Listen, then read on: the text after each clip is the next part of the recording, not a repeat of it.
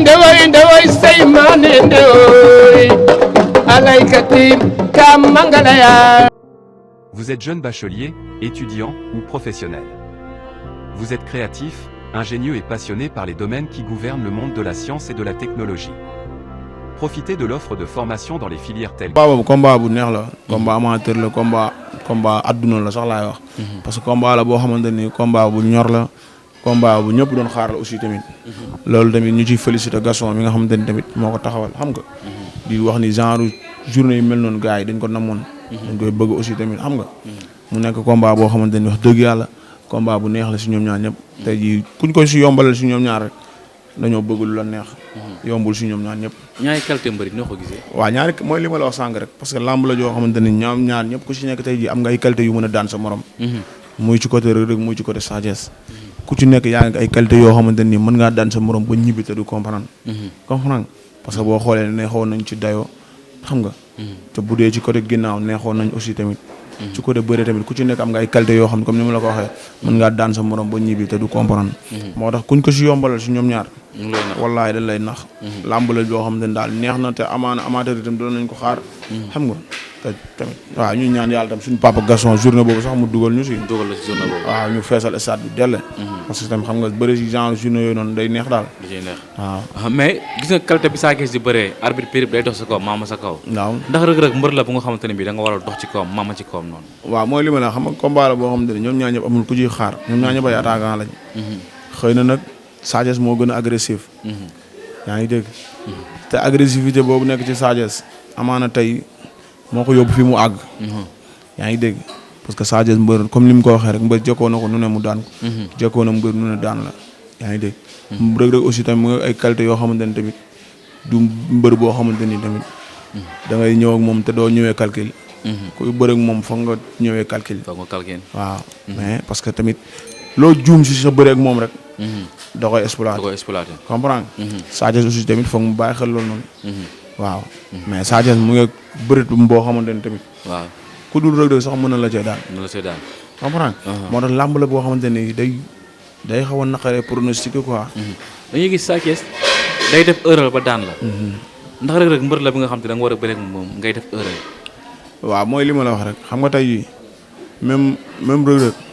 ci bëre ba ci bëre des fois dina def ay erreur ci bëre moom Reug Reug waaw comprendre ñoom ñaar côté boobu ñoo ko xaw a yem des fois dinañ xaw a def ay erreur ci bëre te ku ci nekk si ñoom ñaar rek maanaam da nga doon dajeek adversaire yoo xamante ne tey jii nii pour maanaam nit analyser ci à 100% du yomb quoi parce que tey jii nii même bu fekkee 60% sax dañ la koy jox favori comprendre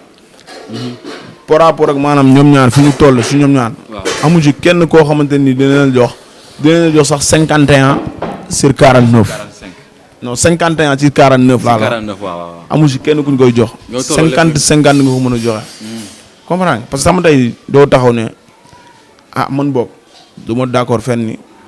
Reug Reug moo ëpp doole Sa Thiès wala Sa Thiès moo dàq bëre wala Sa Thiès moo ëpp doole Reug Reug ci côté doole quoi côté bëre aussi tamit boo su ñëwee tey jii nii ku si nekk si ñoo ñaar am nga ay qualité bëre yoo xamante ne tey jii nii da nga koo wone ci làmb comprendre te mën nga cee daan sa morom ba ñibbi te du comprendre côté Reug Reug bu dee bëre am na ci ay qualité yoo xamante ni moom mënoo ko natt fenn bu dee Sa Thiès tey jii côté bëre yor na ci ay qualité aussi yoo xamante ne tamit mënoo ko natt fenn kon ku ci nekk si ñoom ñaar yor nga ay qualité bëre yoo xam ne mën nga cee daan sa morom ba ñibbi comprendre bu dee ci côté ginnaaw tamit ça am na ay moyen yoo xamante ne tey jii nii fu Reug Reug dem mën na faa dem Reug Reug aussi tamit am na ay moyens yoo xamante ni fu Sa Thiès dem mën na faa dem te ñoom ñaar combat la boo xam ne ku si nekk dina am lu mu la jaral parce que dafa bari coow li da cee bari ñoom ñaar dafa jot pour ñu yéeg ci kaw te tey jii ñoom ñaar muy Sa Thiès muy Reug Reug jot na pour ñu yéeg ci kaw mottali luur yi ci kaw te pour ñoom ñaar ñu yéeg ci kaw foog ñu daje yaa ngi dégg kenn dem kenn xaar moo tax na du doon combat bu yomb ci kenn combat bi ci kan la gën a diisee non combat bi mooy li ma la wax rek oyoful si ñoom ñaar ñëpp muy Sa Thiès muy Reug Reug mais am na ci koo xam te ne xaw na diis moom tuuti waaw parce que tey Reug Reug sonal na waa Guédiawaye de waaw mooy li ma la xam nga tey jii Reug Reug sonal la waa Guédiawaye waaw mais tey fi mu ne benn affaire dafa am boo xoolee Reug Reug daa am fu mu teg bëtam quoi yaa ngi dégg te tey jii boo xoolee ñu mu daan bëreel ñëpp ak Sa Thiès tam am na différence duñu benn quoi. dëgg la yàlla bëgg. ni Reug Reug daan bëreel géej ay ak Sa Thiès duñu benn. am na différence. ci côté doole côté bëre côté moyen. te làmb ji dafa toll foo xam ne léegi nekkatul doole ak bëre rek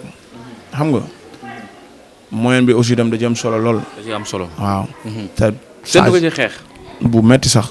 waaw xeex bu saf sap xeex bu méttee bu saf sap. bu ñu xeexee kan moo ci favoriser. non bu ñu xeexee tey ñoom ñaar ñëpp tey boo xoolee ñoom ñaar ñëpp dañoo ni ñuy xeexee